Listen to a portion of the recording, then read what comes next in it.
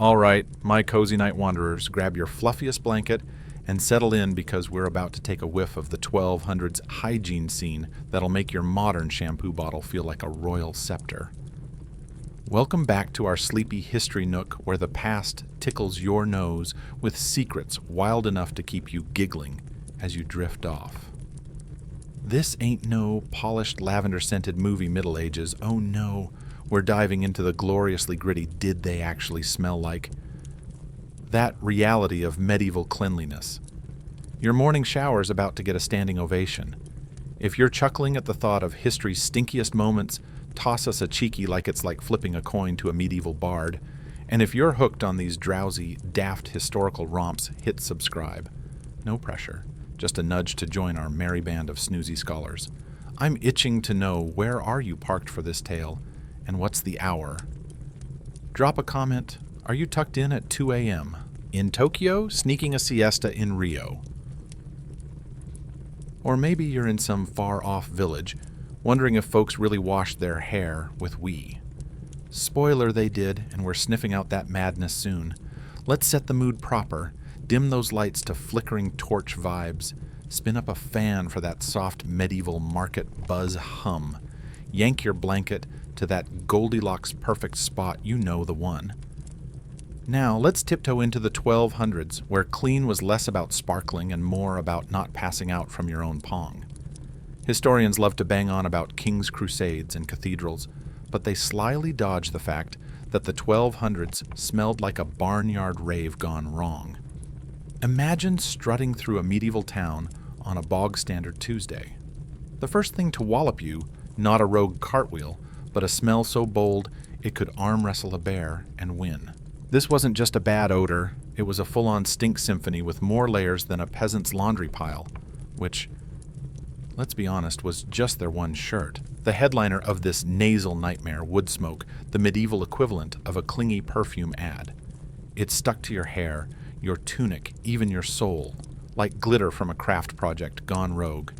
Every hovel, tavern, and snooty noble's hall was puffing out clouds of the stuff smelling of oak if you were lucky, or whatever's flammable if you weren't. But wait, there's more. Woven into this smoky haze was the ripe, barnyardy tang of a world where humans and animals were basically roommates. Horses, pigs, chickens, goats, they weren't just livestock, they were your bunkmates, sometimes snoozing closer than your cousin Dave after a feast. Their contributions to the air, let's just say they were the gift that kept on giving like a fart in a crowded lift. Then you had the human whiffs, not just the who needs a bath funk, but a whole perfume aisle of daily life. The baker rocked a yeasty, flour-dusted vibe like a walking sourdough starter. The blacksmith, pure coal and iron, with a hint of I lifted an anvil for fun. And the fuller oh boy reeked of the special sauce, urine used to soften wool. Everyone had a scent as unique as a fingerprint, and twice as hard to scrub off. But here's where it gets properly wild, so snuggle deeper into those pillows. Medieval folks didn't just stink, they stank creatively. They were the MacGyvers of aroma, stuffing herbs in their pockets like walking potpourri bombs. Got guests coming? Burn some fancy wood to flex your status. They built a whole language of smells that screamed who you were, what you did, and whether you were dodging the plague or just last week's stew. Now brace for a brain twister, because clean in the 1200s wasn't about being squeaky and scent-free like a modern soap ad. It was about balance, body and soul in a world where the line between a cold and a demon invasion was blurrier than a monk's handwriting. Most folks thought bathing too much could straight up kill you. And no, they weren't just being dramatic. They'd clocked that dunking in water opened your pores, and in their world, open pores were like leaving your front door ajar for every passing plague ghost or bad vibe to waltz in. Think about it. No germ theory, no antibiotics, just you. A chilly stone room and a tub of water you're sharing with half the village. A steamy bath could legit be a death trap, catch a draft, catch a cold catch, a one-way ticket to the churchyard. So they played it smart in their own quirky way, dodging baths like you dodge spoilers for your favorite show. And when they did wash, Oh, that's where the fermented wee shampoo comes in, but that's a tale for another yawn. So cleanliness in the 1200s wasn't just a quick scrub-a-dub. It was a full-on philosophical circus, juggling dirt, divine vibes, and please don't sniff me too closely social cues. Being clean meant your hands weren't caked in mud, your hair wasn't a bird's nest, and your tunic didn't look like it lost a fight with a dust storm. Actual bath. Pfft. That was a biannual extravaganza, like waiting for a comet to swing by. Medieval hygiene was like a tightrope walk over a pit of practical paranoia. Too much washing, and you might as well invite the plague to tea. Those open pores were basically a welcome mat for every medieval microbe and mischievous spirit. So they played it cool, treating cleanliness like a monk's riddle, deep, deliberate, and definitely not about smelling like a spring meadow. It made sense in their world, and honestly, you've got to admire the logic why risk death for a bubble bath. When a bath did happen, it was less spa day and more village theater production. Picture Ellen's merchant household turning into a sweaty logistics sitcom just to get a tub ready. Step 1. Some poor sods hauling buckets from the well, sloshing across the yard like a soggy pack mule. Step 2. Fire up the hearth, because heating water meant burning half a forest and praying the kettle didn't tip. By the time the tub's filled near the fireplace, your hot bath is barely lukewarm, with bonus floaties, bits of ash, a stray twig, maybe a confused beetle. Fancy folks strained it through linen, which was about as useful as sieving soup with a fork. Most just shrugged egg grits exfoliating right. Here's the kicker that hard-earned bathwater was treated like liquid gold. No way was it for one person that'd be like burning a whole pig for a single sausage. Nope, the whole household took a dip in strict order of who's the boss. Dad went first, splashing in the pristine-ish water like a king. Then Ellen maybe humming a tune. Kids and relatives followed, ranked by clout. By the time the scullery maid, or the littlest kid, got their turn, the tub looked like a witch's brew, think oatmeal, with a side of mystery muck. A chronicler called it thin porridge with ambitious coloring, which is medieval for... Yep, that's a biohazard. Nobody batted an eye, though. Sharing the soup bath was peak efficiency, like carpooling to the plague fair. It wasn't gross, it was practical with a side of social hierarchy. Everyone knew their slot in the tub lineup, and there was a weird, cozy comfort in that. Democracy. Sure, if your vote was based on age, gender, and whether you owned the house. Soap. Oh, honey, that was a whole adventure. Medieval soap was less silky suds and more angry lard brick. Picture animal fat and ash boiled into a chunky paste that smelled like a bacon bonfire, with a hint of regret. It had the texture of gritty Play-Doh and cleaned like a sandblaster dirt, gone skin optional.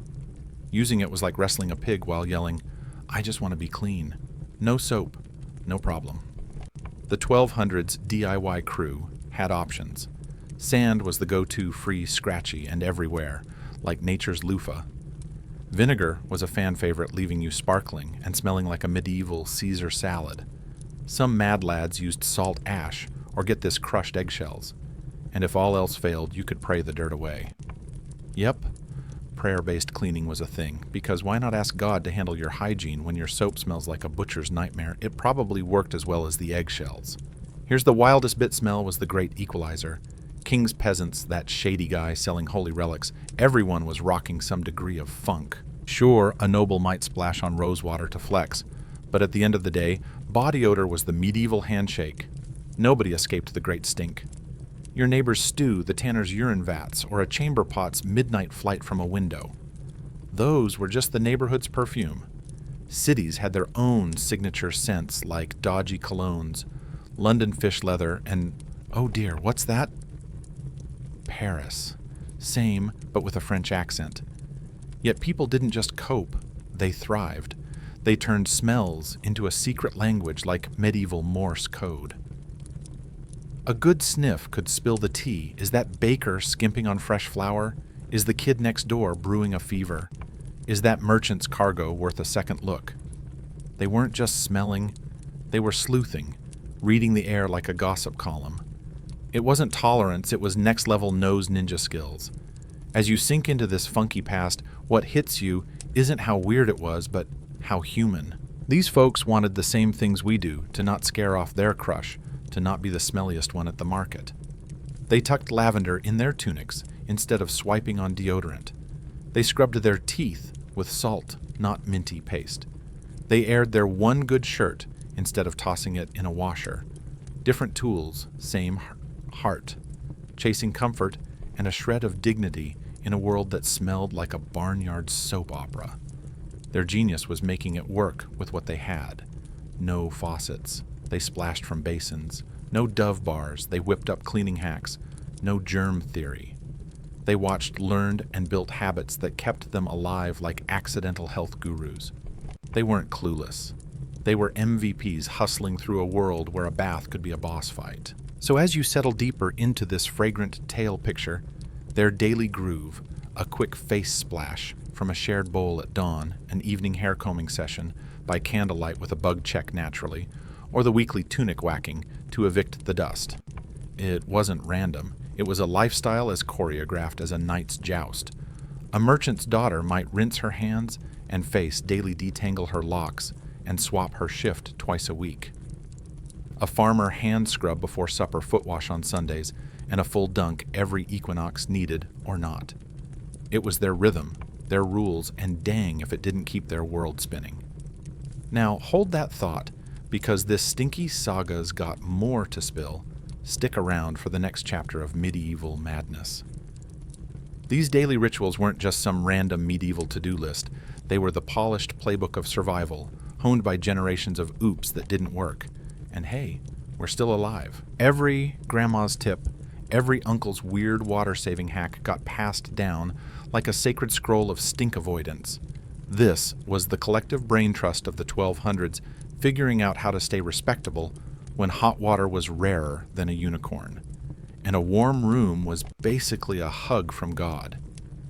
As we gear up to plunge deeper into this gloriously grimy world in future yarns, let these quirky routines start to lull your brain to snoozeville. Imagine the plop-plop of water in a creaky wooden bowl, the swish-swish of a comb wrestling through hair, probably evicting a louse or two, the smug little grin of someone wiping their face with a scratchy cloth, and icy water thinking, nailed it. These sounds and feels, replayed a bajillion times across medieval Europe, were like the world's oldest mixtape, a funky jam of human grit cleverness. And we got this vibes. It's a 13th century lullaby brewed over centuries, ready to tuck you into dreamland with a chuckle and a whiff of ancient soap. Bathing in the 1200s wasn't just about getting clean. It was a full-blown medieval circus, complete with ambition, awkwardness, and a non-zero chance of disaster. Hot water was rarer than a polite tax collector, so scrubbing up meant rallying the troops, chopping firewood, and praying for patience. It was less a personal chore and more a village spectacle, occasionally spicy enough to fuel gossip for weeks, like, did you see Lord Baldwin's garden bath? Scandalous. Let's start with the so-called private bath, which was about as private as shouting your secrets in the town square. If you were fancy, you might own a chunky wooden tub shaped like a wine barrel that got sawed in half and called it a day. These bad boys were heavy, sometimes with iron handles for dragging them from storage to splash zone. They were medieval engineering at its finest, think oversized salad bowls sanded just enough to avoid most splinters. The tub got plonked by the hearth to snag some fire vibes, or if you were feeling wild and the sun was out, you'd haul it to the garden for an al-fresco soak. That move was either quirky noble or tongues will wag depending on your status and how nosy your neighbors were. Enter the servants, 1, 2, or 3, if your wallet flexed hard, huffing and puffing with buckets of hot water. This wasn't a casual stroll, it was a sweaty, fire-juggling marathon. Heat the water, schlep it without spilling, or face the wrath of starting over and pour it like you're defusing a bomb. By the time the tub was half full, the first buckets were already cooling to tepid disappointment, sprinkled with bonus grit ash twigs. Maybe a rogue spider from the kettle. Some posh types tried filtering through linen which caught the big chunks, but let the sneaky dust sail through, like Nice try mate. Others just leaned in. A little dirt never hurt, and I smell less like a wet goat already. Soap, when it showed up, was the stuff of nightmares. Homemade lye brews ruled, whipped up from wood, ash, and water into a potion that could strip paint and dignity. Fancier versions tossed in animal fat, forming hard lumps that looked like dodgy cheese and smelled like bacon, left too long in a campfire with a whiff of what died in here. Slathering it on was like sanding your skin with enthusiasm, dirt gone epidermis optional. The smell clung like a bad decision, so everyone knew who'd braved a bath just by sniffing the room. Private baths were peak luxury, but for most city folks, cleanliness meant hitting the public bathhouse, the medieval equivalent of a community pool, minus the lifeguard, and plus a lot of steam. These weren't the swanky Roman spas of yore. They were no-frills sheds that looked like barns, but smelled like a stew of sweaty strangers and soggy herbs. Inside bathhouses were a vibe-low ceilings trapped heat like a dragon's armpit. Walls grew their own mossy fan club from all the damp and tiny windows kept the heat in while ensuring nobody got a free peep show. Bathers rolled in like shift workers at a factory, except the job was soaking in shared tubs or solo barrels while navigating medieval small talk. Nice tunic, shame about the fleas. Your bathhouse experience was a gamble. Fresh water, heavenly, third-hand broth after the blacksmith's turn. Pray for strength. For a coin or a couple of eggs, you could get herbs tossed in lavender for fanciness, mint for a zing, or sage to convince yourself you're warding off demons. It was a valiant stab at smelling less like a barnyard. But let's just say the herbs were fighting a losing battle. Attendants were the unsung heroes offering scrubs that ranged from, "Ooh, that's nice," to, "Am I being punished for my sins?" These pros had tricks honed over years of tackling grime smoke and whatever else clung to medieval skin like sandpaper, with a smile. The bathhouse had a room for every mood. The hot chamber hit you like a steamy punch, newbies wheezed, regulars smirked like smug sauna monks. The warm room was the chill zone for actual cleaning where you could scrub without fainting. The cool room. That's where you rinsed off, or just stood there, gasping like a fish, trying to remember what normal air felt like. The bathhouse was supposed to be a squeaky clean sanctuary, but let's be real, it was also the medieval equivalent of a juicy gossip hub deal-making den and occasional what happens in the steam stays in the steam party zone. The line between scrubbing up and living your best social life was as blurry as the fogged-up air in there. It was hygiene with a side of drama. Historians still bicker over whether bathhouses were legit wash stations or just fancy hangouts with a splash of water.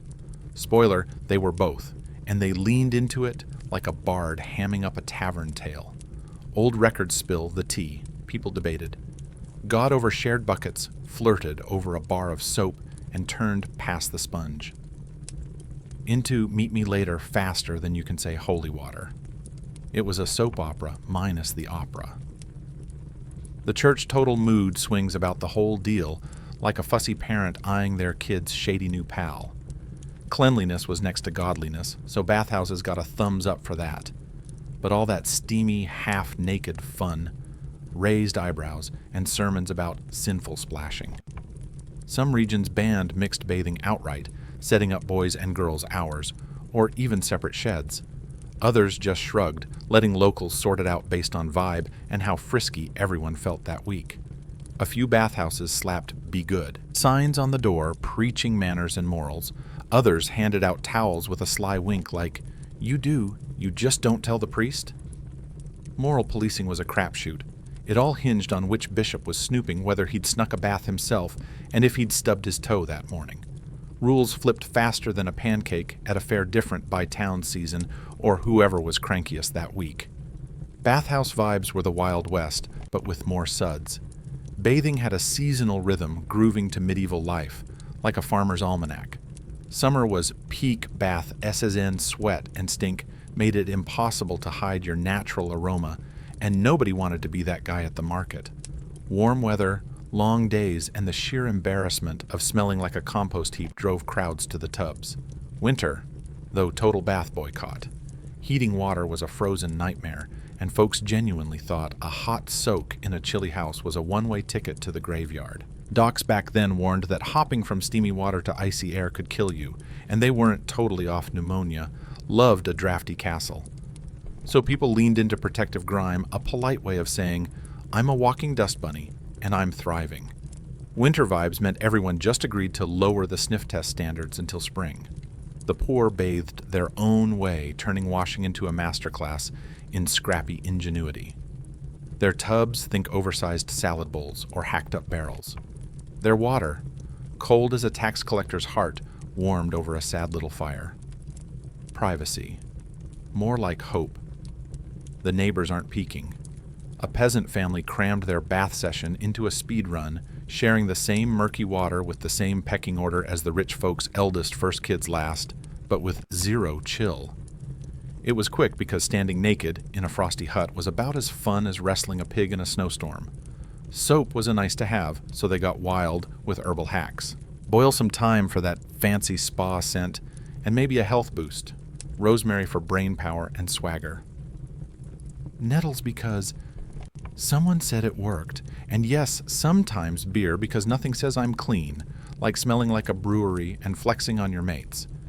When all else failed, the poor got creative or desperate. A quick dip in a river was the budget bath, requiring only grit and a high pain threshold. Winter warriors smashed through ice for their polar plunge, while others played it smart, standing under leaky roofs like soggy scarecrows, letting the rain do the work. It wasn't glamorous, and it definitely wasn't toasty, but it scraped off the worst of the grime. The real trick was explaining why you were starkers in the yard again. Just communing with nature became the go-to excuse, and everyone nodded, because sometimes weird was the cost of not stinking. Public bathhouses in the 1200s weren't just about scrubbing the grime, they were the medieval hotspot, where you'd soak in a tub next to a chatty wool merchant, a widow dishing dirt faster than a modern tabloid, a tax collector everyone didn't see, and a wandering barber preaching about mustaches and monarchy, like he was the town's unofficial life coach. You'd leave with shinier skin and spicier secrets than a royal court's whisper network. These joints were no architectural masterpieces, think creaky wooden shacks with slanted roofs built to trap heat like a dragon hoarding gold. The ceilings were steam-soaked, dripping with the kind of eternal damp that made you wonder if the place was growing its own mushrooms. Open a window. Good luck wedging one with a stick just made the steam laugh and double down. The walls sported a slimy sheen, and the floors groaned under soggy feet like they were auditioning for a ghost story. The air, a wild cocktail of rosemary sweaty ambition and what we'll call hopeful hygiene. Toss enough herbs in, and maybe you'd smell less like a barnyard. That scent was so iconic you could sniff out a bathhouse from 3 streets away. Handy for finding it awkward if you were trying to keep your bath habit on the down low. Inside bathhouses were like a medieval water park, split into zones for the full, splashy experience. The main soaking room had giant communal tubs where strangers became temporary besties, or if the town had some extra coin and swagger, a stone-lined pool dug into the floor. These were the pride of the community. Forget fancy statues, nothing screamed. We made it like a shared hot tub carved in rock. In scrappier towns, you got barrels recycled from wine or grain duty. These mini-tubs were charming, but climbing in was an Olympic event. One wrong move, and you'd splash half the room, earning a spot in local legend and a polite ban from peak bath hours. Next up, the steam rooms, aka sweat boxes, where you'd wrap yourself in a towel and roast like a soggy turnip in a herbal haze. Braziers or hot stones cranked the heat, turning the air so thick you'd chat into the fog, hoping your buddy was still awake and not passed out in the mist. Operating hours were scribbled on a plank by the door in charcoal by someone who treated spelling like a suggestion. Men and women usually bathed apart, but rules were as flexible as a bard's morals.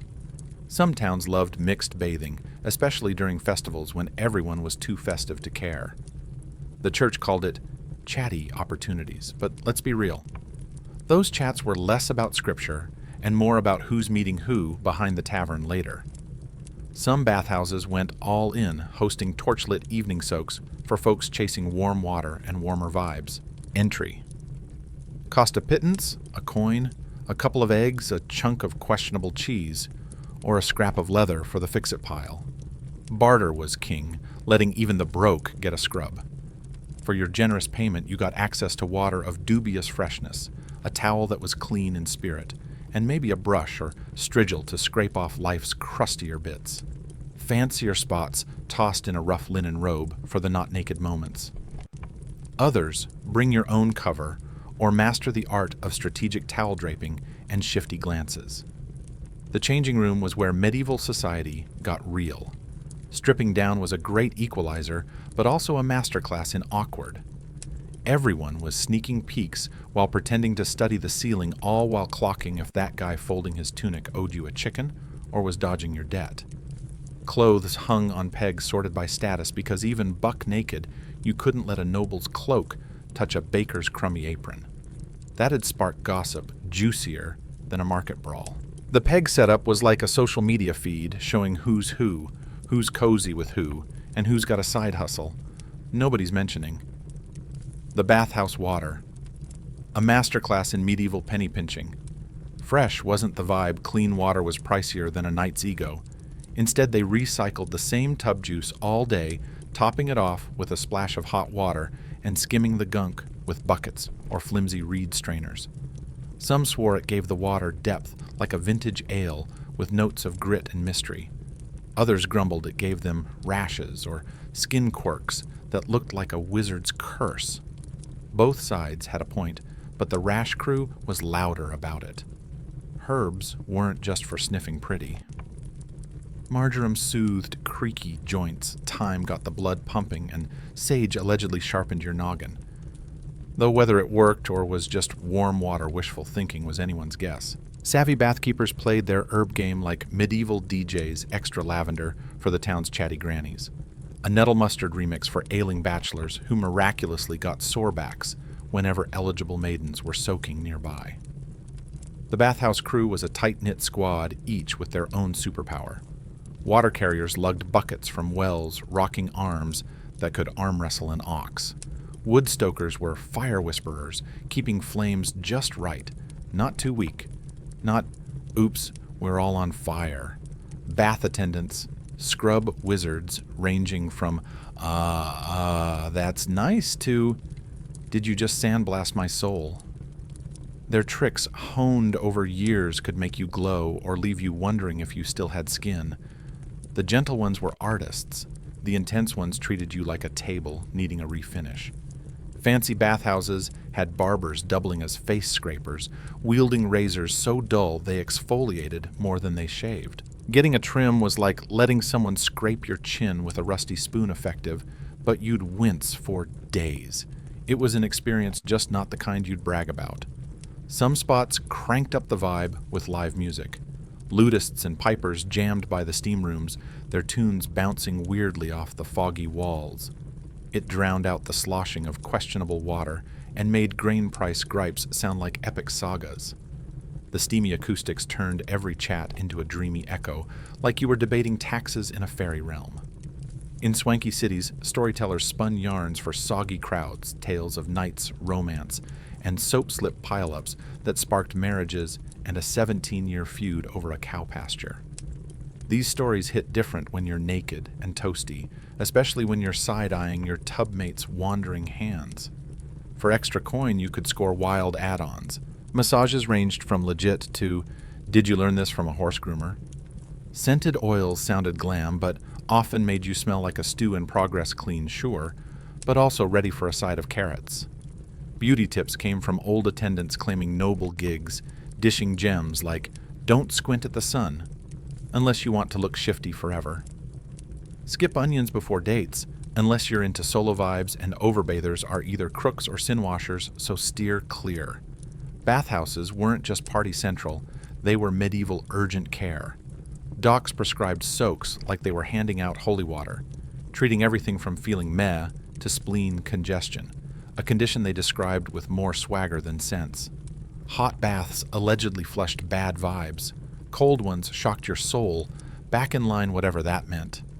Pregnant women got a hard pass on hot tubs, while Gramps was stuck with lukewarm rinses to avoid keeling over. The rule: bathe, but don't get too into it, and definitely don't go wild with the thermostat. Bathhouse etiquette was an unspoken code enforced by judgy glares and frosty silence. You didn't comment on someone's weird rash no matter how it begged for a doctor's note. You didn't ask why someone rocked bling in the tub, even if it could have bought a village. And you never pointed out the guy snoring or gurgling in the steam room. Everyone played nice because everyone had their own quirks they'd rather keep on the low. It was a safe space for scrubbing and schmoozing, though gossip about who was dodging debts or romancing the miller's cousin fair game. The lingo was its own beast, dripping with snarky charm. Lukewarm barrel meant a tub that never got hot enough to care. Mutton broth was water so used it could star in a stew. St. Steam's was the VIP of sweaty saunas. The place where I lost my sock and my dignity summed up those days you'd rather forget. But the town never would. Bathhouses were the heartbeat of town life, as vital as the market or church bells. You could track the year by the chatter.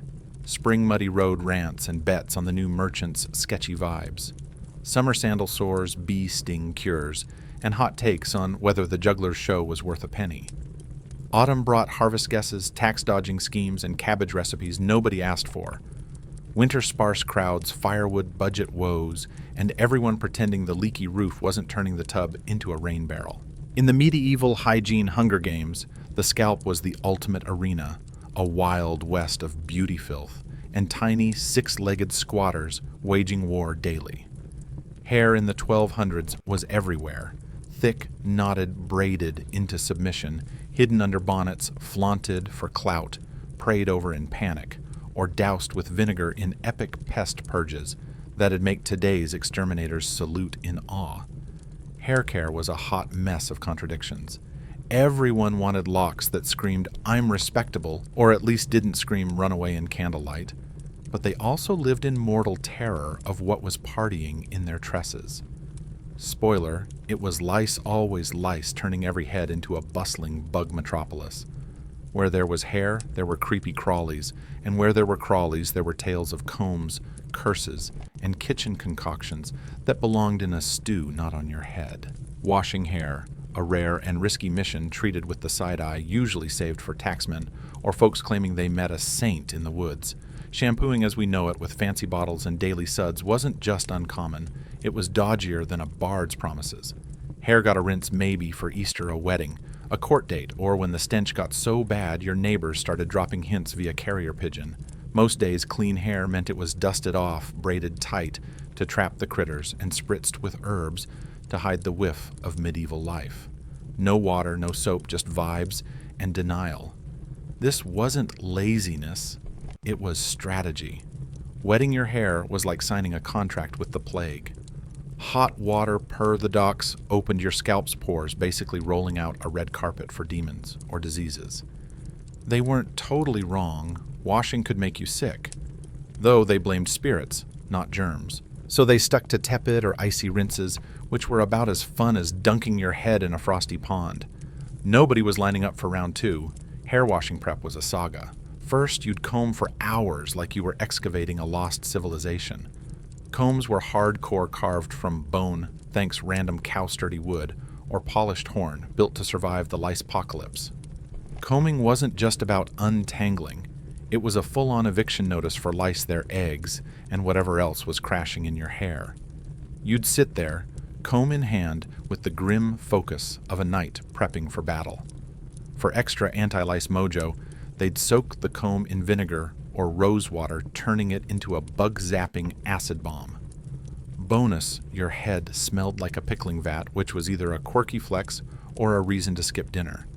Either way, lice hated it, and that was the win. If you actually washed, it was with herbal brews that pulled double duty.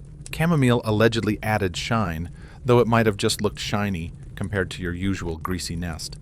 Rosemary was for strong hair and sharper memory, so you'd maybe recall where you parked your comb. Nettle. Pure masochism, probably prescribed by a cranky herbalist you'd ticked off. These rinses were less about cleaning and more about convincing yourself you'd done something fancy. Soap, that ash and fat disaster, was a hard no for hair. It was like slathering your locks with industrial glue, leaving them stiff enough to double as a fire hazard. The brave souls, who tried it ended up dunking their head in oil, muttering prayers, or true story beer, which worked about as well as using syrup to fix a squeaky door. Women whose hair was their medieval Instagram had it rough. Long locks were a flex and a nightmare. Braiding was non-negotiable, stylish, practical, and your best shot at keeping the lice from throwing a rave. Tight braids kept hair tidy, for chores tamed wild volume, and made it easier to spot and yeet those buggy freeloaders during daily sweeps. Braids were also a social flex. Fancy ones screamed, "I've got servants," and time. Simple ones said, "I've got stuff to do." Loose hair.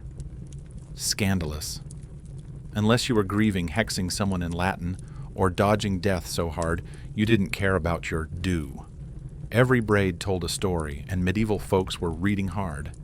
Head coverings in the 1200s were the unsung heroes of hair care, doing way more than just looking pious or pretty. Everyone rocked something floppy hats that screamed, "I'm practical," or "I'm a fashion disaster" veils that aimed for elegance, but sometimes just snagged on branches, coifs that were basically caps with big dreams, or kerchiefs for folks too broke for the fancy stuff. These weren't just style statements. They were medieval hazmat suits fending off dust, smoke, and bugs that treated your scalp like an all-you-can-eat buffet. Best part. You could swap and wash a cap way easier than your hair faking clean like a pro.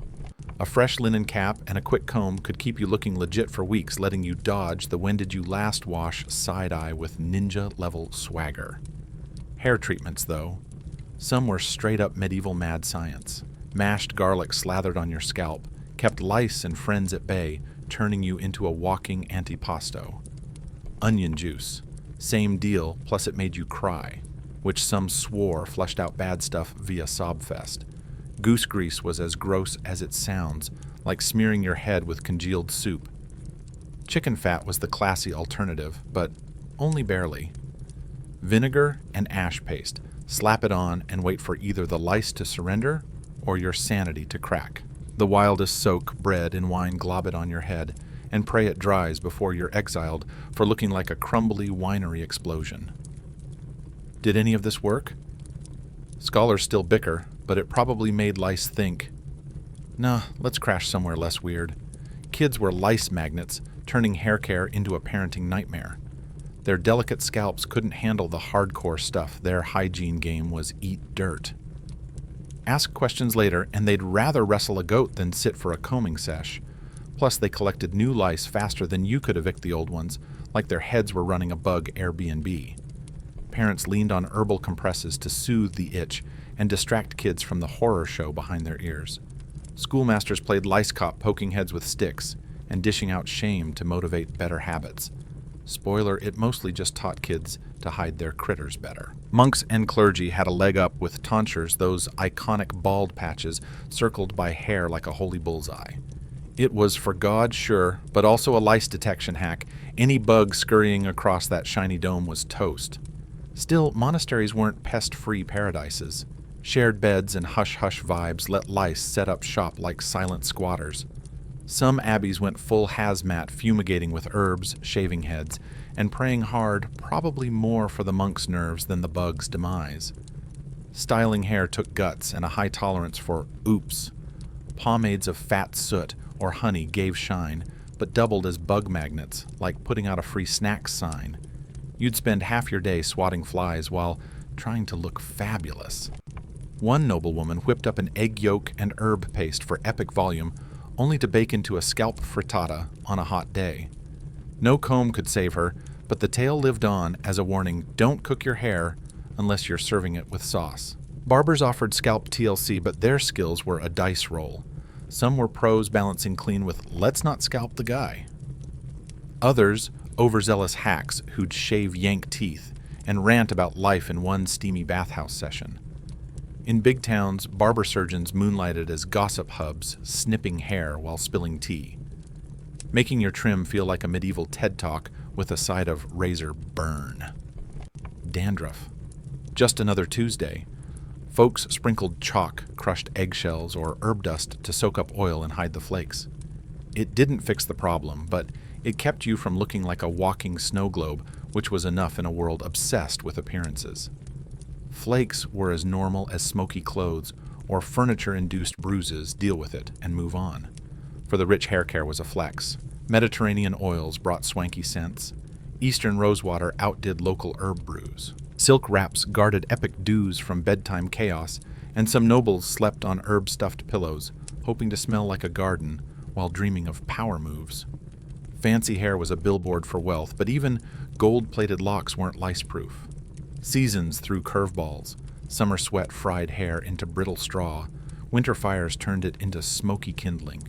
Spring mud somehow infiltrated even the tightest braids, and autumn brought static tangles that laughed at combs. No matter how hard you tried, your scalp was prime real estate for tiny tenants. Yet hair was everything, a badge of identity and clout. Lush locks screamed, "I eat well, and God loves me." Poets waxed lyrical about flaxen waves or raven curls that sparkled like sorcery. Saints in art rocked gravity-defying dews bug-free by divine plot armor. Hair was snipped as love tokens, burned for protection, or hoarded as lucky charms. Losing it to age sickness or a lice-induced buzzcut was a gut punch hitting harder than a bad harvest.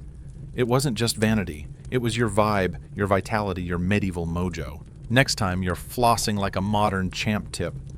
Your hat to the medieval mouth, a gritty survival saga where teeth were MVPs for chomping stew, cracking walnuts, and occasionally nipping a rival in a tavern brawl. Oral hygiene in the 1200s wasn't science.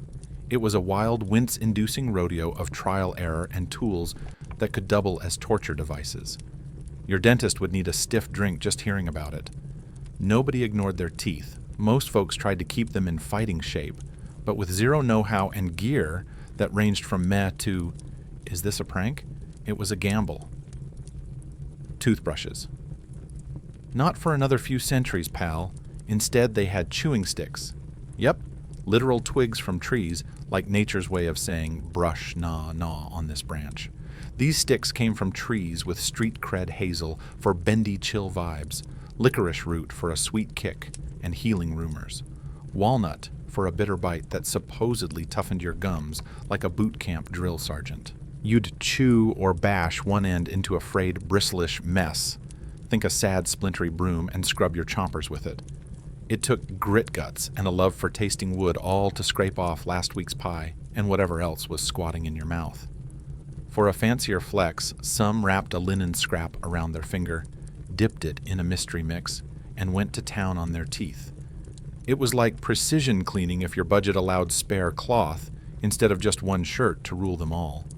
These mixes were a regional roulette crushed charcoal and salt for a gritty pot-scrubbing paste, mint for minty dreams, rosemary for health, ash for extra scouring, or powdered bone, because sure, why not recycle Rover's remains? These powders sand-blasted your teeth into something vaguely presentable, though presentable was a low bar. Problem, they ground down enamel like a medieval jackhammer, but nobody clocked the long-term damage. If your teeth felt slick and looked less like old parchment, you were winning, even if your gums were packing their bags and fleeing in terror. Blaming age or God's wrath, not the fact you were brushing with gravel. Bad breath was the ultimate social faux pas, like showing up to a feast with a pig under your arm. Fresh breath was non-negotiable for deals dates or just not gassing out your mates. Solutions. A wild mix of genius and who thought this was a good idea. Chewing parsley was legit, fresh, zesty, and secretly antibacterial like nature's mouthwash.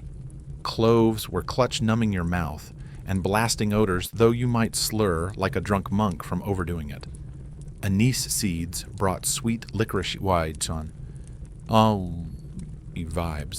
Fennel was the chill cousin. Rich folks flaunted Pomander's fancy herb balls you'd wave like a scented shield, in chats keeping your dragon breath at bay. Cardamom pods screamed, "I'm bougie," while dried ginger added spice and gut perks, though it could hijack a convo like a fire-breathing bard. Dentistry was less checkup and more emergency SOS. Tooth pain bad enough to ruin your day. Start with poultices straight from the kitchen, onion juice to zap germs vinegar for that acidic kick, or mashed leeks because someone swore it helped. Clove oil was the holy grail, actual numbing magic that worked like medieval Novocaine. You'd soak a rag, press it to the ouchy tooth, and pray it held off the inevitable. But if the pain wouldn't quit, it was Yank City, and you'd wish you'd stuck to chewing parsley. When poultices flopped, it was time to yeet the tooth. Medieval tooth yanking was a horror show, no anesthetics beyond clove oil, and a swig of ale, zero clue about germs, and a let's just get this over with vibe that prioritized speed over comfort. Barbers, surgeons, or any brave soul with pliers and a high scream tolerance did the deed, turning dental work into a public spectacle that'd make modern patients faint. The tools straight out of a nightmare forge. The dental key was the star, a mini meat hook built to rip teeth out with sheer grit and leverage. You'd jam it next to the bad tooth twist like you're cracking a safe and yank with enough force to make onlookers wince. Skilled hands made it quick like a brutal 2-minute wrestling match. Botch it. Say hello to chipped teeth, a busted jaw, or a lifelong phobia of anyone holding shiny tools. Picking a pro was dental roulette. You only knew they were a dud when you were spitting blood and regrets. Preventative dentistry was less science, more fan fiction. The hot theory: tiny invisible worms were chomping your enamel like microscopic vandals. To evict these dental worms, folks smoked their mouths with burning herbs, puffing clouds, to make teeth a no-go zone for bugs. Henbane was a fave, despite being toxic enough to make you wish you'd stuck with the toothache. Garlic smoke? Sure, it might work, but your breath would scare off dragons and dates. Other stinky herbs got the nod, because if it gagged a human, it'd surely send worms packing. Diet-shaped teeth in ways nobody clocked. Sugar was a unicorn crazy, rare, and only for fancy feasts, so cavities weren't the apocalypse they'd become later. Honey was the go-to sweetener, sticky enough to cause trouble, but not a dental death sentence. Most folks munched coarse bread, mushy porridge veggies, and meat when they could get it. Chewing this stuff was a workout, keeping jaws jacked and maybe scrubbing teeth a bit, but it wasn't all roses. Bread was the real sneak attack. Millstones grinding grain left tiny rock bits in the flour, baking gritty surprises into every loaf. Years of chomping this sandpaper snack wore teeth down, exposing nerves and sparking pain no twig could fix. Add 0 antibiotics, and a rogue cavity could turn into sepsis, a slow, sneaky grim reaper delivered via bloodstream. A bad tooth wasn't just a bummer, it was a life or death drama. Gum disease. As common as muddy boots, bleeding puffy gums were so normal, nobody blinked unless you couldn't chew. Vinegar rinses zapped some germs for quick relief. Crushed mint added freshness, but didn't heal squat. Most just shrugged. Swollen gums were like gray hair, just life's tax for not dying young. Prayer was the ultimate dental plan. Saint Apollonia, patron saint of toothaches, got bombarded with pleas from folks cradling throbbing jaws, begging for a pain-free breakfast. Having had her teeth bashed out as a martyr, she was the go-to for dental SOS, like a heavenly dentist on speed dial. Tooth loss was so standard that a 40-year-old with a full grill was either blessed or making deals with the devil. Kids flashed pearly whites, but by middle age, gaps sprouted like weeds. Missing teeth were just life's rhythm messing with your stew game and your smile, but nobody cried too hard about it. False teeth. A rich person's flex more for show than chewing. Bone or ivory choppers tied in with cords turned eating into a high-stakes circus and talking into a mumbly gamble. Some used animal teeth, or yep teeth, from questionable human sources. Nobles popped these in for court, then yanked them out with a thank God sigh, because wearing them was like gargling thumbtacks. Despite the chaos, folks still grinned, cackled, and cracked jokes about breath that could fell an ox, or gaps that whistled like a flute in a breeze. Couples swapped mint before feasts, knowing the garlic stew would win anyway. Tooth powder gifts were a thing half sweet, half dewed your breath.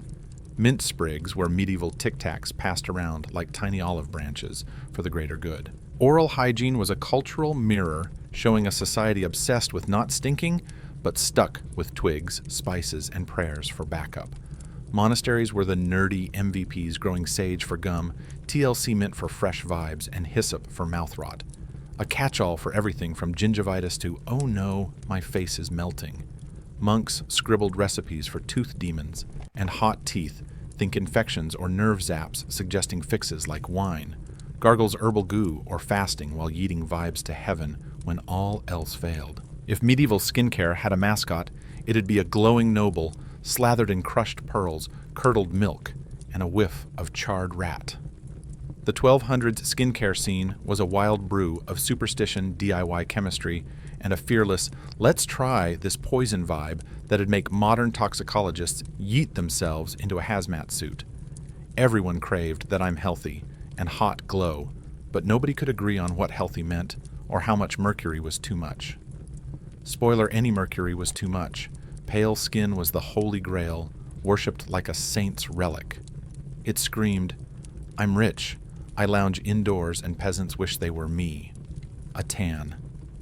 That was the mark of field-slogging serfs. A social scarlet letter for anyone with ambitions. So folks went all in on ghost mode, slathering on concoctions that were basically death by makeup, all in the name of looking like they'd never seen the sun. Enter Venetian Ceruse, the A-lister of medieval glow-ups. This white lead vinegar paste turned your face into a porcelain dream. Think marble statue, but with a pulse for now. You'd smear it on your face, neck, maybe hands, and strut like, behold, I'm fancy, and possibly dying of lead poisoning, but so pale. It delivered the look, but the lead seeped into your blood, causing shaky hands, twitchy faces, and scars that made your skin look like a medieval ruin. The kicker. You'd slap on more carouse to hide the damage trapping yourself in a pricey face-melting loop. Nobody wanted to rock their natural tone that was social suicide for the upwardly mobile.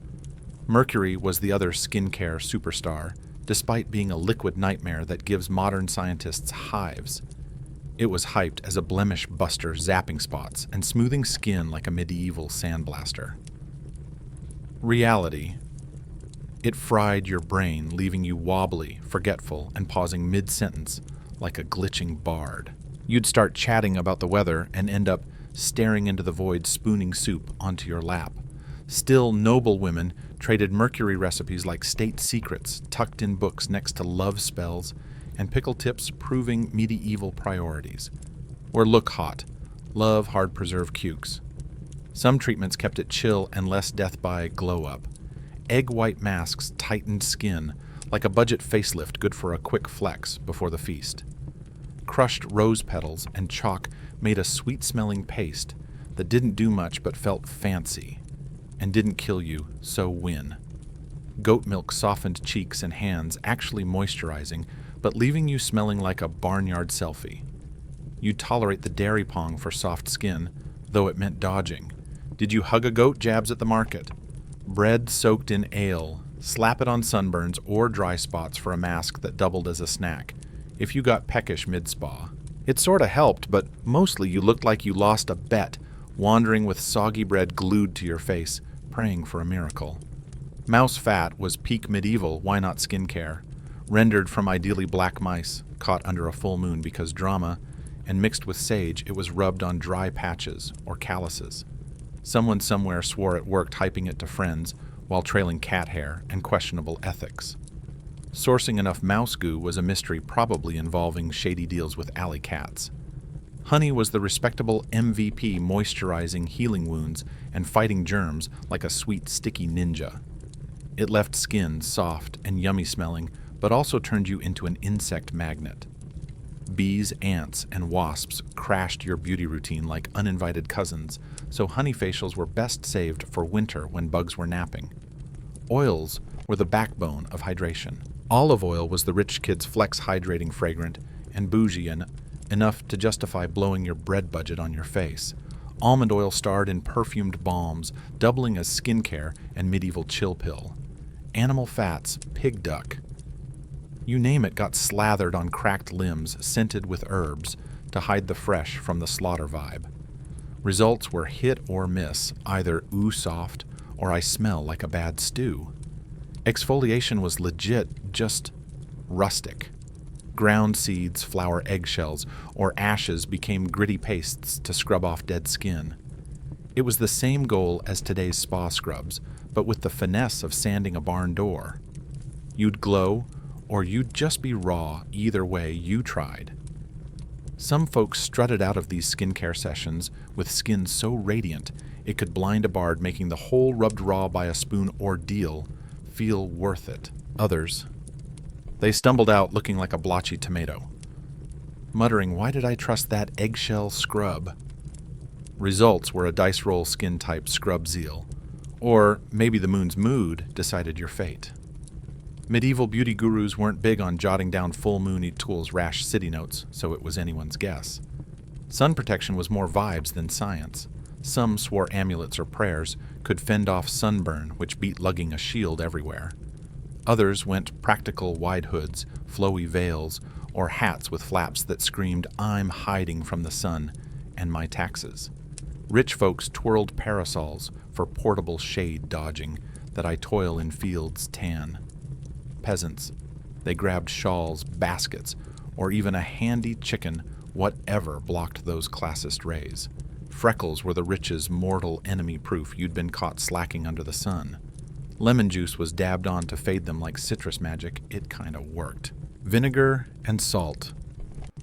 A spicier bleach that either zapped spots or left you with bigger problems, like, now my face stings and I'm still freckly.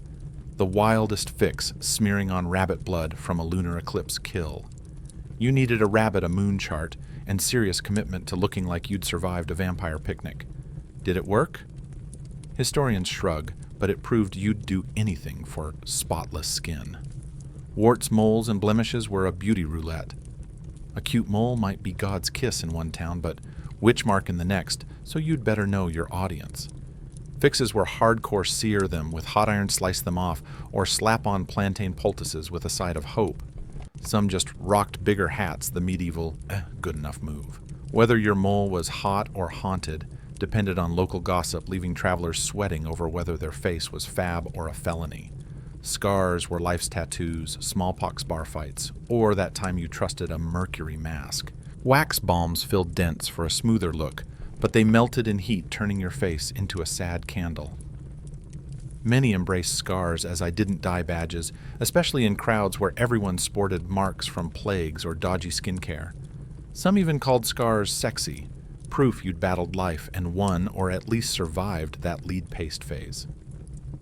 Perfume was the ultimate wingman masking skin sins with floral flair. Rose and lavender waters got dabbed behind ears or on wrists, making folks smell like a garden instead of a gamble. Scented sachets stuffed in tunics were like medieval Febreze, keeping your vibe fresh, even if your face wasn't. Fancy types waved perfumed gloves, dropping fragrance bombs with every flourish to distract from freckles or flops. Soap, when it wasn't a gritty lard brick, played trophy wife too pretty to use, chilling in drawers like scented decor, silently judging your grimy household. In the 1200s, clothes weren't a fashion flex. They were medieval multi-tools doubling as armor against frost shields, against grime, backup bedding, mealtime napkins, snot rags, post-wash towels, and cozy blankets for any cow that wandered too close to the hearth. With that many jobs, washing them was a rare event, like spotting a unicorn or surviving tax season. Weekly laundry dream on, monthly. Maybe if you were feeling extra spicy. Most folks owned one or two outfits max, not always because they were broke, but because making clothes was a saga. Every thread was hand-spun, every fabric loomed with the patience of a saint, and every stitch sewn to outlast a dynasty. Your tunic wasn't just a shirt, it was a family heirloom ready to serve you, your kids, and maybe a goat or two. Laundry day was no chill chore. It was a full-contact sport that'd make your washing machine cry. Step 1, schlep buckets of water from a well or stream sloshing through mud like a soggy pack mule. Step 2, coax a fire to heat that water, babysitting flames with whatever twigs you could scrounge. Good luck hitting hot when your setup was more smoky disaster than cozy hearth. Forget fancy detergents with stain-lifting enzymes. You scrubbed by hand with whatever medieval grit you had, sand for sandpaper vibes lie from wood ash, for chemical warfare or straight-up ashes rubbed in like you were exorcising a stain demon. This wasn't an afternoon task, it was a multi-day ordeal that left you sore soggy and wondering if clean clothes were worth the beatdown. Laundry was war, and dirt always had reinforcements. Clothes got washed when they were so grimy, your neighbors started whispering so smelly they could solo a feast hall, or started picking sides in arguments by flopping the wrong way on the line. It wasn't a casual choice, everyone knew the epic slog ahead. Linen undies for the lucky few who had them got the VIP wash treatment maybe a few times a month. They soaked up sweat oil and life's daily goo, so keeping them semi-fresh was peak.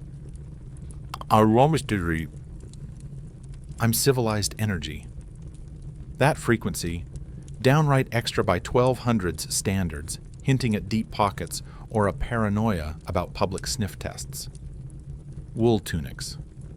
Those bad boys saw water maybe once a season, if ever.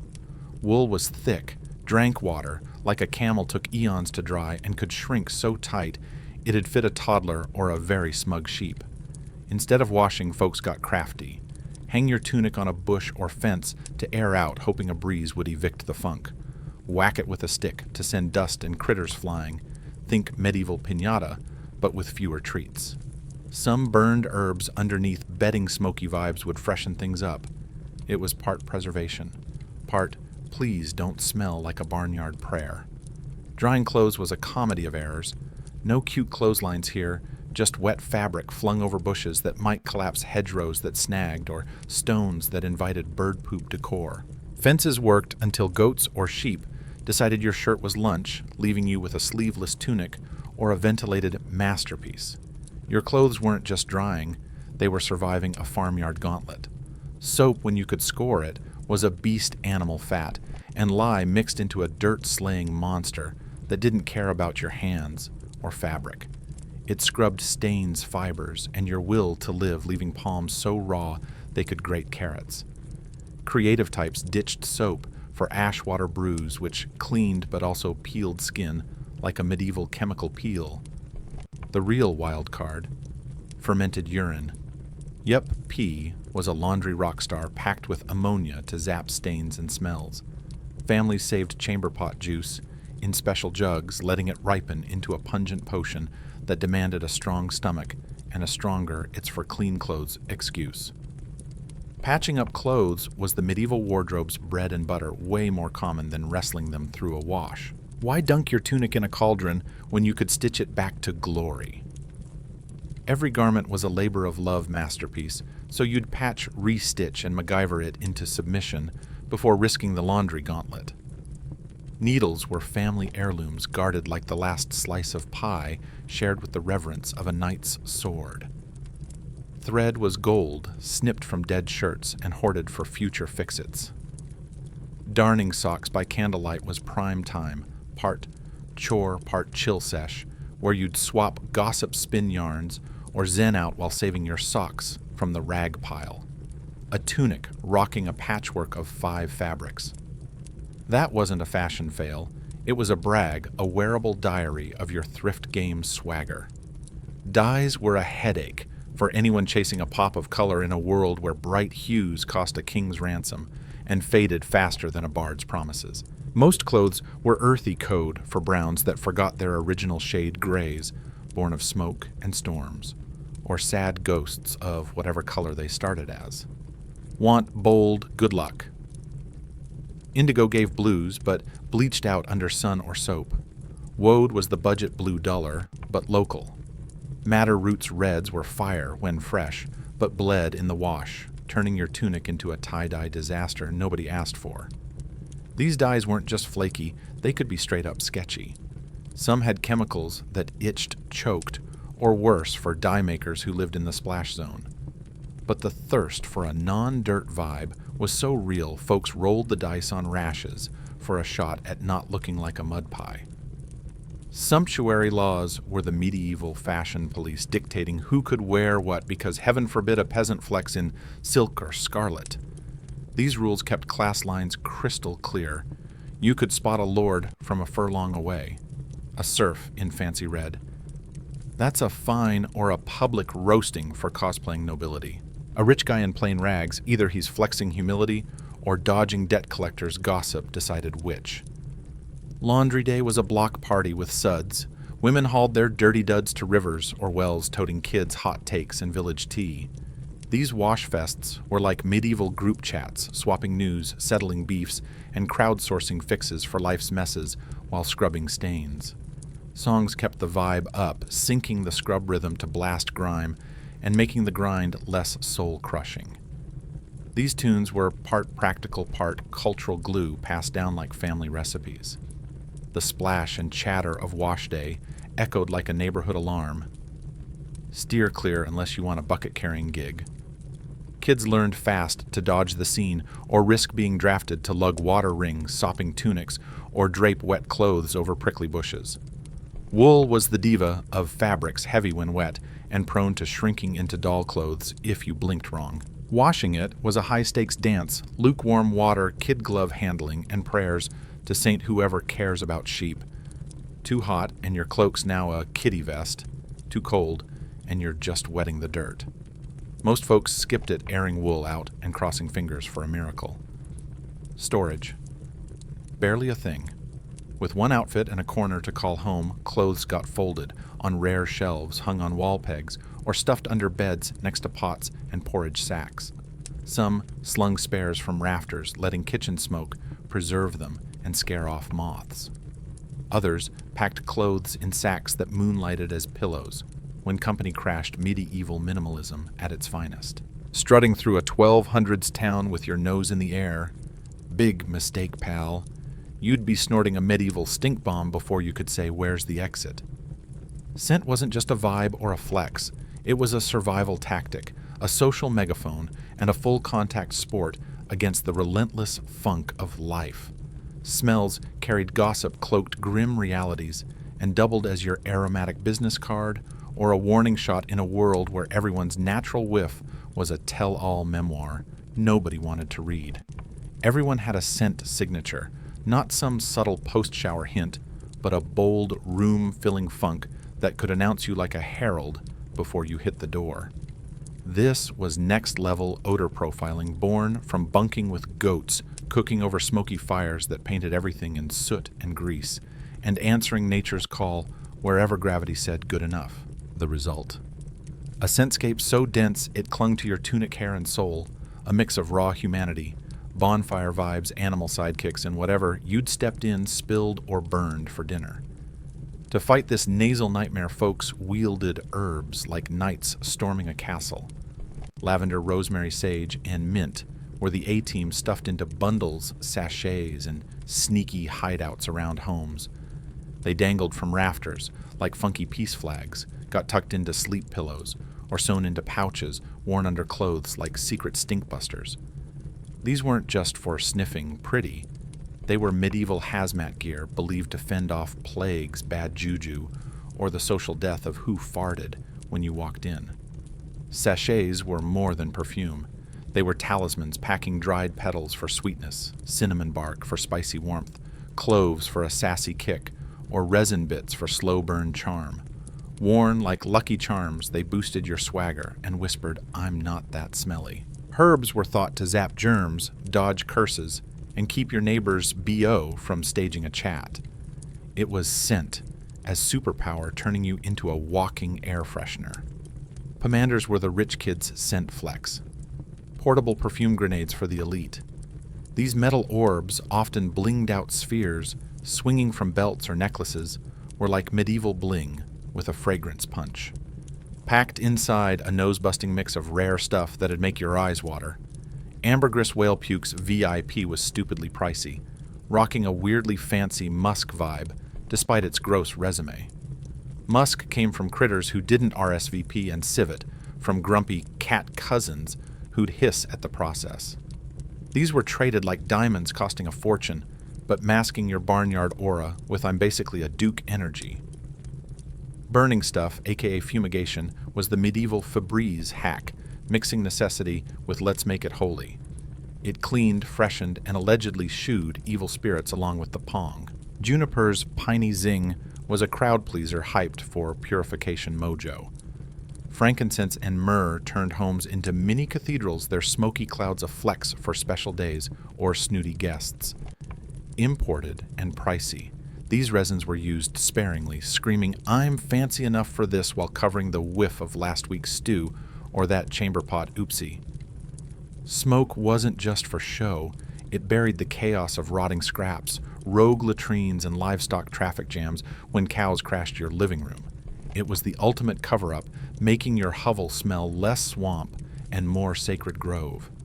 Perfuming clothes was a spectrum from "I tried to," "I'm extra." Rich folks rocked gloves laced with floral oils or spice dust, waving like scented royalty to distract from sweaty peasant life. Linen hankies got rosewater dabs for quick, "I'm fresh," moments in a pinch. Cloaks hid sachet stashes in seams, turning you into a mobile Febreze bomb, keeping your funk on the low wherever you roamed. Fancy households went wild, boiling orange peels or cloves on the hearth for a pop-up spa vibe.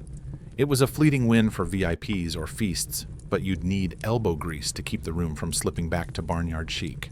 Scent wasn't just a cover-up. Some swore it blocked disease. Medieval docs thought plagues rode in on miasma, bad air you could smell from a mile away. Sweet herbs were your shield cleaning the air before it hit your lungs. Plague doctors waddled in beaked masks stuffed with herbs, their goofy schnozzes filtering death air, or so they hoped. Regular folks, they shoved lavender up sleeves, parked mint behind ears, or clutched herb bundles like a floral panic button when strolling through Funky Town. Post-washy rituals leaned hard into scent. After a rare scrub, folks slathered on scented oils to baby their soap-ravaged skin and lock in a vibe that outlasted their 5-minute clean streak. It was fragrance as armor, making you smell like a meadow, not a medieval mess.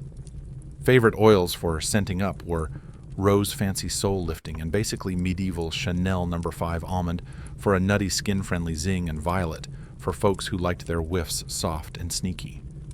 These were DIY'd at home, steeping petals or herbs in olive oil or whatever fat was handy, then stashed in glass or ceramic jars that could last longer than a castle.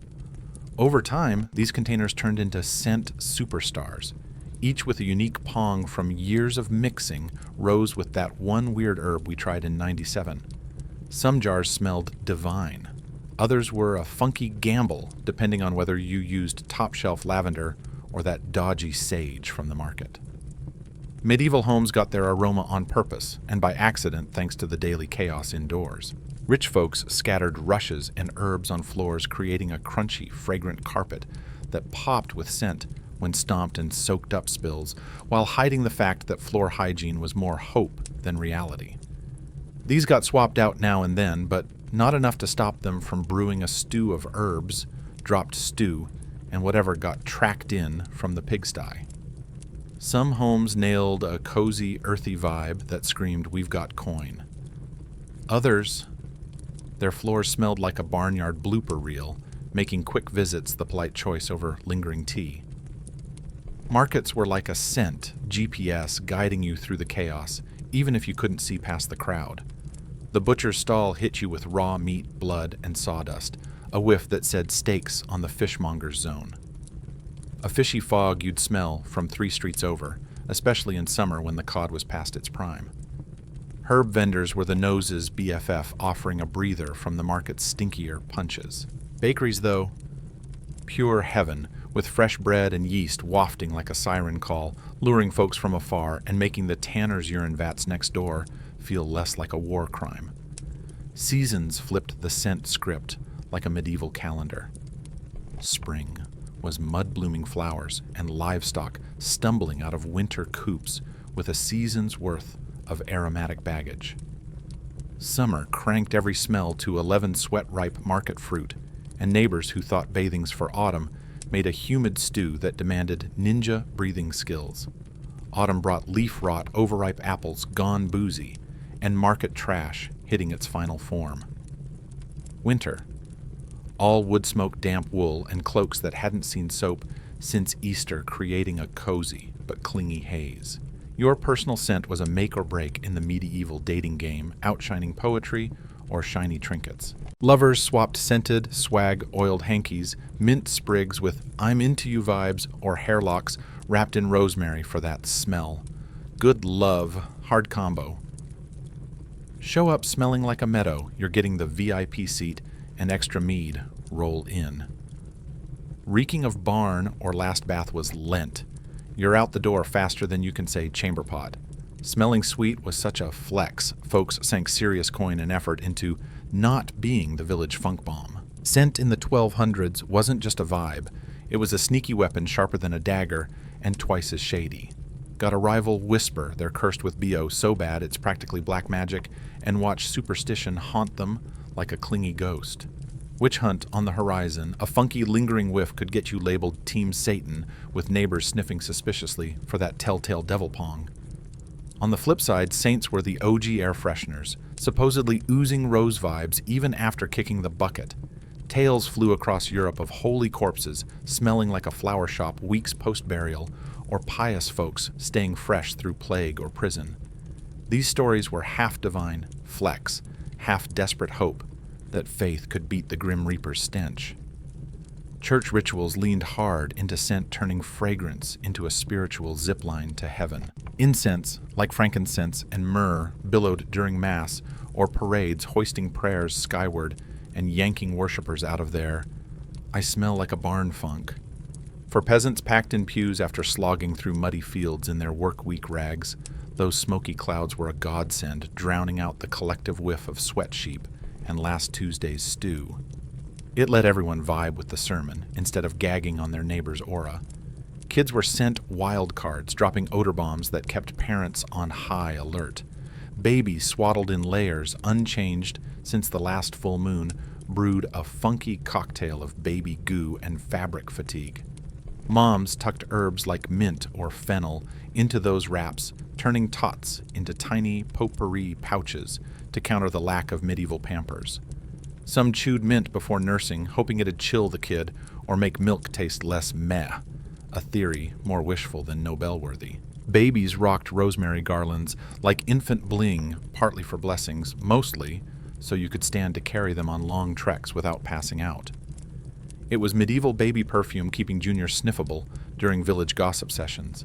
Animals were the rock stars of the scent saga, bringing barnyard realness to every hut. Horses, oxen, chickens, and goats weren't just farm gear, they were roommates, crashing indoors for winter warmth and adding their signature stank to the mix. Picture wood smoke, soggy straw, wet wool, and eau de cow blending into a cozy chaos that locals found homey, but would make city guests gag.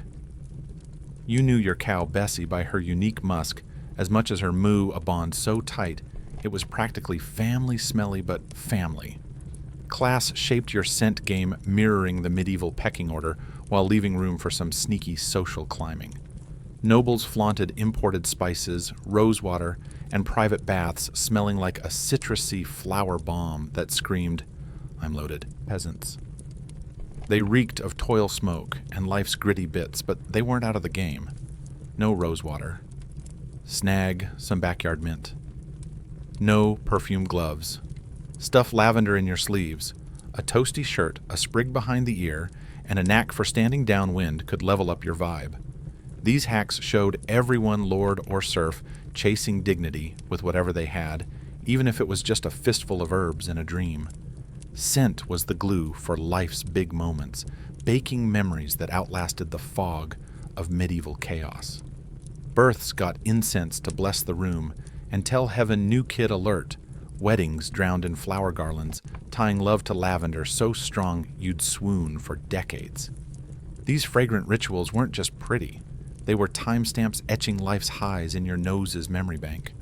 Funerals got the full scent treatment, with herbs and resins torched to yeet souls skyward while keeping mourners from passing out. In summer, when the dearly departed had been chilling above ground a tad too long, those smoky clouds were a lifesaver, masking whiffs that'd make a goat gag. Every big life moment had its own sniffable vibe, turning memories into a nose-tickling scrapbook too potent for mere words. These scent flashbacks were family heirlooms passed down like Grandma's secret stew recipe.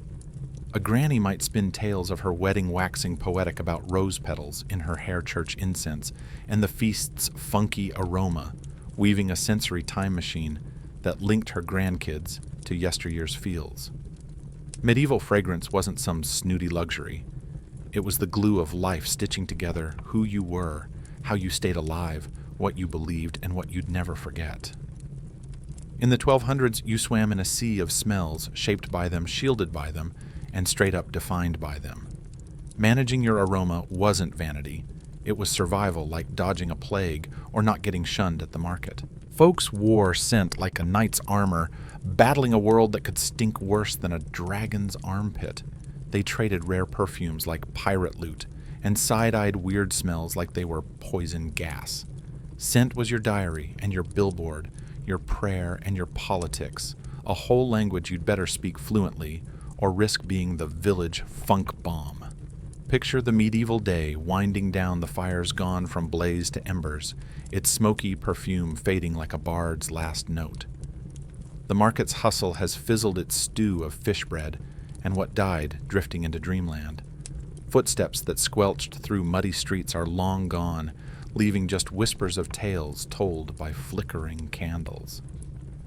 Now zoom into a cozy shack on the town's edge, where Ellen's hunched over a beat-up wash basin, smoothed by years of elbow grease, and filled with water that's more wishful thinking than sparkling clean. It's cloudy with the day's grime, but she dips her fingers in anyway, wiping her kid's grubby cheeks with a mix of, "Let's do this," and "Oh, you're cute." Humming a tune her mom passed down, a ditty that's powered women through chores forever. She's spent her day wringing linens, hauling market rushes, and juggling the million tiny tasks that keep a home from becoming a pigsty.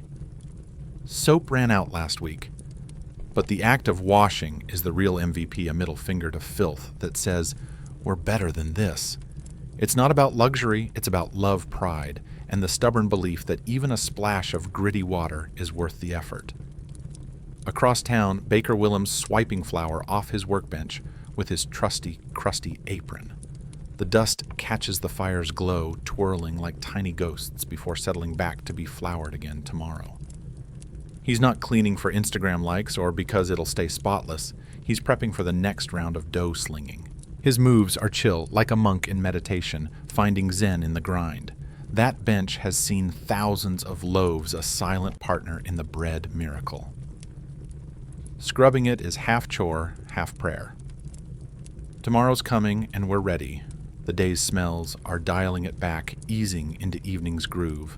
Cooking fire smokes cleared, carrying off the faint whiff of "we ate joy." Dried herbs on the rafters are crispy whispers, their mojo long spent battling BO. Vinegar water, the medieval Windex for wounds, and pewter is dumped, its zingy kick gone. Dirt's still caked under nails, waiting for the next wash. Cloaks reek faintly of sheep. Wood smoke hugs everything like a clingy ex. But the worst is tamed, wrestled into submission with whatever was handy. The basin's empty, ready for round two. Straws shaken from shoes tossed to critters who'll turn it into next year's garden gold. The candles trimmed its glow, pushing back the dark, just enough to feel cozy. These medieval folks tried, and that hustle lingers like a post-church incense buzz. Their wins were spotty, their tricks iffy, their know-how patchy. But they kept at it, driven by a human spark that says, screw discomfort, we can do better. Facing mystery plagues, they stumbled into habits that saved their bacon. Lacking Google, they watched, tweaked, and rolled with it. In a world where perfect was a pipe dream, they chased less gross with grit and Grandpa's old tricks. They detangled hair by candlelight, evicting lice like tiny squatters. They scrubbed teeth with salt and vibes clinging to their chompers. They swept floors, aired bedding, whacked dust from cloaks, and tossed herbs in wash water, building funky forts against life's chaos. These weren't world-changing heroics, just quiet, stubborn care that kept life ticking and dignity intact in a world that could kick like a mule. The comb through knots, the rag on a kid's face, the broom chasing crumbs. These small moves set the beat for tough days. As your room quiets and your brain hits snooze mode, let that ancient rhythm rock you to sleep. Picture water sloshing from jug to basin cloth, whispering on skin, the few done sigh of someone who's fought the good fight. Nighty-night, you stinky scholars. You're linked to generations who knew clean starts with sweat dignity needs upkeep, and caring for yourself and your crew is the real flex. Drift into dreams where the water's toasty, the soap's legit, and clean lasts longer than a medieval hot minute. Wake up grateful for steamy showers, fluffy towels, and the zillion tiny wins that make hygiene a breeze, not a boss battle. But give a nod to those medieval MVPs who made do with less spinning comfort and pride from scraps and hustle. Their vibe lives in your morning scrub, your "I got this mirror" pep talk. The 1200s are dust, but that human drive to care, try and keep trying. It's as steady as sunrise and as cozy as a splash of warm water in the never-ending quest for not stinky.